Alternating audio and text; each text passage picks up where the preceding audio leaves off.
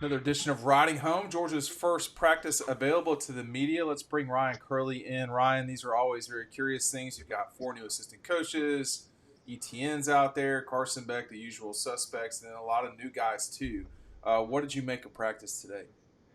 Yeah, I mean, we get to see a few drills. I actually did not keep track of how long we were in there for. We get to watch periods 1 through 4. I Oh, don't know if that always means the same thing every practice, but in that's there not for about nothing. 15 minutes. Yeah, Yeah, some new faces, right? Kirby said the other day there's 30 something new players on the team, but that's right. That's only a little bit more than average, even with the transfer portal and all that. You were still flushing out 20 or so guys on a yearly basis, right? But Etienne, yeah, that's one of the first thing you notice is that's probably your RB1 heading into this year. I mean, he was definitely the leader in all of those drills. We know a few people were missing this spring. They handed us a new roster, right? So we got a roster. You, we got you a roster the other we day. got a roster the other day. Didn't have numbers for any of the new players though. So this one, we got all the new numbers. So I'll flash that for a second. There you But go. got all the new numbers now. So kind of scrambled watching. Not sure who's who in certain situations. But I mean, you tell me what you want to know, and we Well, can yeah, dive. well, you just start. I mean, like, what were you most impressed with? What did let's start with Etienne. You want to? Yeah, small. Right. This is a little running back, right? I don't remember what he. Let's see. This has got him listed at 5'9", 205, but he's really short, like a Dejan Edwards is. I think he's a little bit similar in the way he kind of bounces off people. Um, Good vision, right? They're not doing any drills where he's taking any contact or anything right there. I would say the newcomer that caught my eye the most was the transfer from Miami, Kobe Young. That's a big guy. That's Yeah. someone that definitely can be used as a weapon on the outside. Something that I think Georgia kind of lacked last year, or at least they didn't go to that, right? I mean, who was their bigger? I mean, Marcus Rosemy-Jackson and Rara kind of Yeah, on the so it would outside. certainly be Marcus, but there was no Yeah. one his size. But yeah, even Marcus wasn't, No. and Marcus wasn't as thick as Kobe Young is. So I think from a physicality standpoint, he's the newcomer that caught my eye the most. In that wide receiver room, all right, just kind of sticking there in terms of just who's going first in all these drills. And this is going to be kind of a theme throughout this whole thing is a lot of newcomers, whether you're a freshman or transfer, outside of Trevor Etienne, no one is in the starting lineup according to these drills, right? Based off kind of the shell of what these drills are. It's the guys that have been around. You know the point that should not be forgotten here too is that there's a new position coach there too. Yeah. See, so you're not Branson Robinson, Roger Robinson, Andrew Paul, etc. Those guys are starting at square one with a new coach. There's no institutional knowledge of these backs. If Etienne can provide Georgia what he provided the Gators in a little bit more, I think you're in good shape at running back. They just have got so many of them now, Ryan, compared Exactly. to where they were a season ago. Go ahead. That's exactly what I was gonna say about the running backs, right? And then we'll jump back to the receivers after. I hope you're not hearing what I'm hearing to my right, but No, I can't. I the can only hear the construction the chaos. I can only construction hear the is chaos with the the children in the construction other room. hasn't stopped, or the destruction of the trees. But when I'm going through jotting down these numbers, kind of going through an order, it's that the running backs, man, one, two, three, four, five, six, seven, 8 guys that going through the drill, and that's not including Branson Robinson, who's Well, inside, fully suited up, by the way. let's just not forget that Jones is out there as well. And, he scored a touchdown against South Carolina, Florida State. So, not a scholarship guy, but a guy that's played a lot No, for them. yeah, and a guy that was going right after ETN in a lot of those drills. So Well, I mean, experience. look, he already made his way on the field. Exactly. Don't be shocked if he's on the field again. 'Cause Experience matters. Hey, by the way, what everything we're talking about here, Ryan will have a full write up for that, and the link is going to be the first link right down below. Now, take advantage of it. We do these videos, but there's the written stuff is far more in depth over at Dawg Post. Where do you want to go next? Offensive line. Offensive line is going to be similar. We talk Well, about just real quick, it's guys like Dominic Lovett at wide receiver. Dominic Lovett seems to be kind of the alpha of the room. Just he's first in everything. Right. So him, Dylan Bell, Arian Smith, but that's experience of being in the program for a while matters too. Those guys kind of going before anybody else. So he's offensive line. I do have that as While you're well. getting that together, I just want to say Yeah. this about the receivers. Although I do love Dylan Bell the most, so to speak, there's not a lot of letdown in that group. You don't have Lad McConkey anymore, who is not going to be there at the end of the third round. And I don't know where Marcus is going to go, but he's not too shabby. You're the fall off from Lad McConkey and what he can do versus the vacuum that's there for specifically what Lad did or does. That is going to be challenging. But there are so many weapons, man, that they can really come at you at receiver, and we didn't even see them all. Yep. Yeah. I got what was obvious with the offensive line room was who they had going first, and then a little bit of who they had going second. Kind of rotated after And that. and the So, caveat before you say anything about the offensive line, just like all the rest of these positions, is we're in the spring, and this was the second spring practice. I'm not saying it doesn't matter. Of course it matters. We're talking about 15 minutes of practice. This is not set in stone. I mean, they're not scrimmaging, I don't think, until I think it's next Saturday. So it's not even this Saturday that's going to happen. So, go ahead with those caveats said. yeah. Yeah. And that starting offensive line, left tackle, still Ernest Jones, right? Had that spot last year. At left guard, it was You, Micah Morris, who did right? you say? And Ernest Jones? You mean Ernest Green? Ernest Green. Okay, My okay, okay. I was gonna say. apologies, Ernest Green. At left guard, it was Micah Morris, Okay. who I don't think I think he started one game, He I played a believe, lot. I don't know. but played a lot, Yeah. right? And so he and Dylan Fairchild rotated that spot a lot last year. Dylan Fairchild was in the second team at Right, that right, spot. right, right. Go ahead, because I got something to say about They that. All rotate. that. They rotate. Jared Wilson, no surprise, kind of the assumption at center, and then right guard, right tackle, Tate Ratledge, Xavier Truss. So no surprises there. In the second team, all I could really get 72, who I believe that's a new number. It's a new Is it number, an old number? a new number in play. Was it Freeling? Like sometimes, 72 was no, that's Jamal Merriweather. yeah. He So was see, working at left tackle. so the Fairchild thing at guard.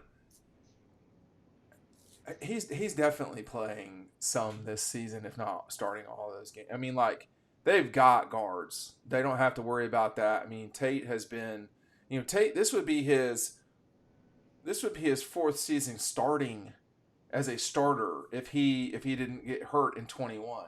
So you've got some serious experience on that line, and their depth is no joke. I mean, they are. I am curious who the backup center is, and that's sort of like a message board joke in some sort of way. But we knew it was probably Jared Wilson this past year. Is it going to be Bobo? Is it going to be that they slide?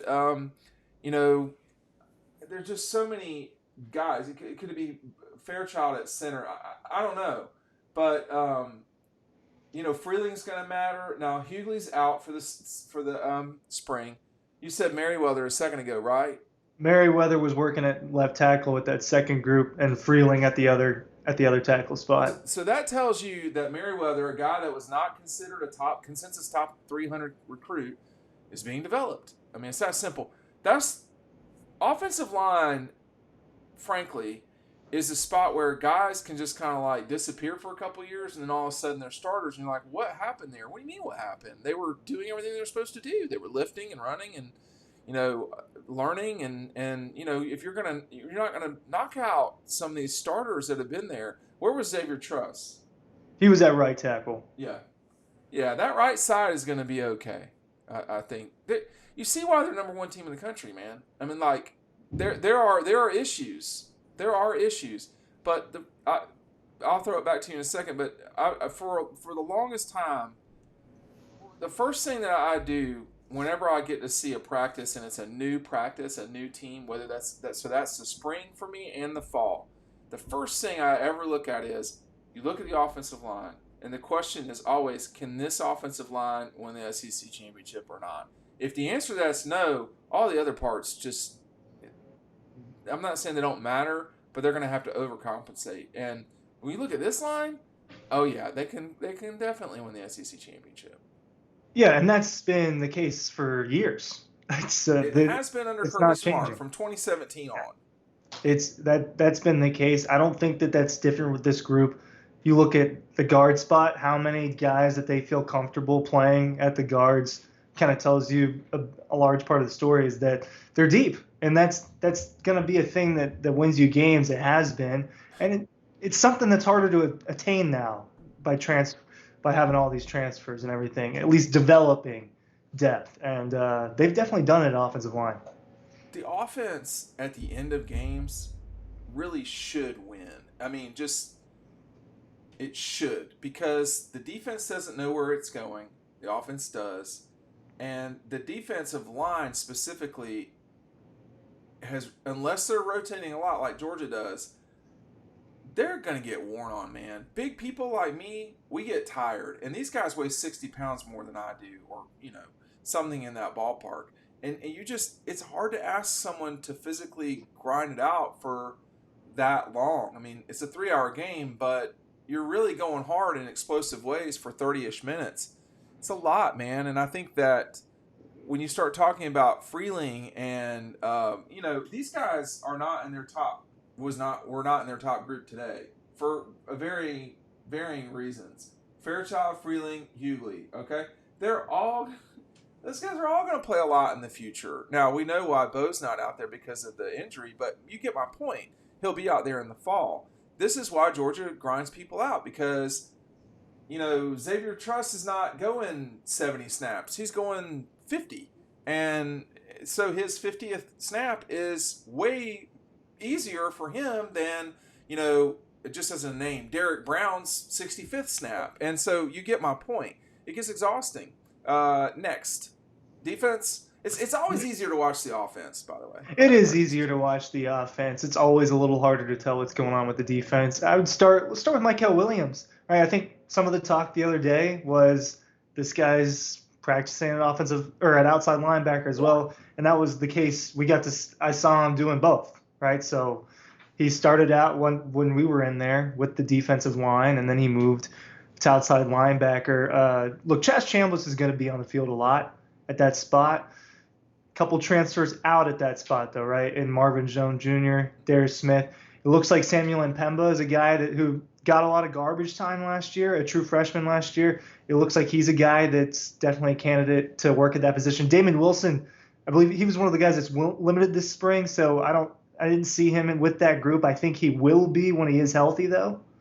So they've got players there, especially if they're moving Mykel Williams out there. Yeah, I mean, Jalen Walker, you got Walker, Chambliss, of course, so I'm just saying, obviously, smiling. So Walker was working with the inside linebackers today, and I think that could be partially because of Smile Mondon being out. You said Walker. Yeah, Jalen Walker was working with the inside guys. I think Walker is Dawg Post's, well, Matt and I at least. He's our favorite player on defense because of his versatility. And he really does have the capability to do a lot of things. I mean, he just makes a lot of plays. I mean, when he's out there. So I'm very curious to see. He totally could be Quay Walker as it relates to no one thinks about him. And then all of a sudden his senior season, it's like, wait, where did this guy come from? But you got to watch. Yeah, they've got a ton of linebackers, man.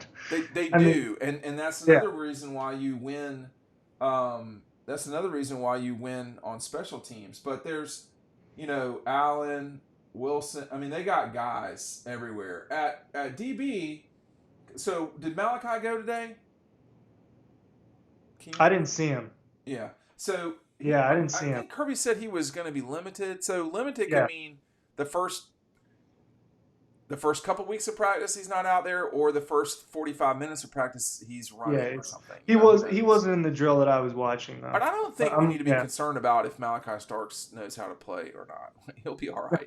But at DB, at corner, there's some issues. There's not issues, but there's new there. You got Robinson, Hayward, Woodyard Jones.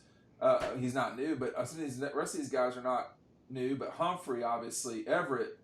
There's there's options there too. The beginning of spring practice, Ryan, is it's hard for. Let me just lay it out for folks when you. So the left hand side is always the offense when you go out there. The right hand side is always the defense. The fields used to not both be the same type of turf.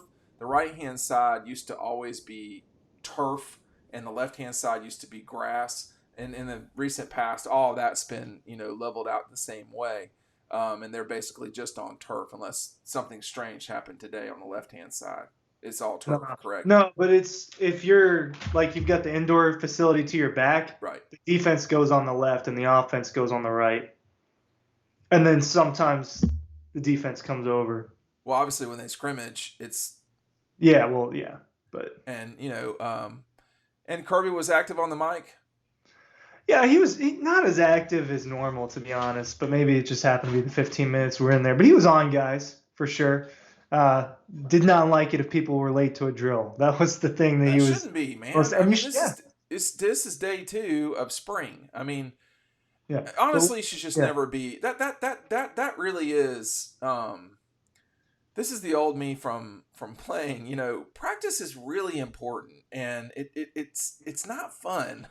I hated practice, but you got to be there mentally, which means you need to get from one drill to the next, and you can recover while you're in line. For those of us who played a sport that didn't have 85 guys, you had a shorter recovery period, but these guys are going fast too.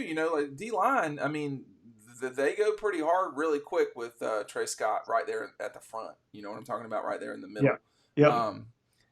I don't know. I mean, I think it's curious with Etienne where they're going to go. That he was the one. I mean, in the drills, we'll just see how that progresses. Yeah. And we're a long way from them teeing it up against Clemson, but we're not that far. Here's what I'll say about Etienne, though. Etienne is the caliber back where they didn't bring him in just to be part of the rotation. No, he needs to play. He's gonna be out there a lot. He's gonna get. I would be surprised if he's not their leading rusher by a significant margin. Well, and by that, I may mean be something we talk about. I mean, you might be right, but that may be something we have to talk about. I want to look at some things, but like right now, he's the most healthy guy, right? I mean, Paul Robinson, well, maybe Roderick Robinson is more healthy. I mean, Dwight Phillips Jr. is not up there, so by a significant margin, I just don't know. Just to wrap this up, I don't know Ryan, how many guys are going to get carries next year. So that's why I wonder if what you just said is true or not. In what type of game? Well, so I'm talking about like in 21, Kenny McIntosh and Kendall Milton didn't get a lot of carries, and neither did Edwards. It was mainly Zamir and James. They had 5 guys who are going to be NFL running backs on that roster. Do they have 5 now? I don't know. The answer might not be no. The answer might be yes. But we might not know it yet. That link from Ryan's report is right down below. Thanks for watching. We'll see you on the next one.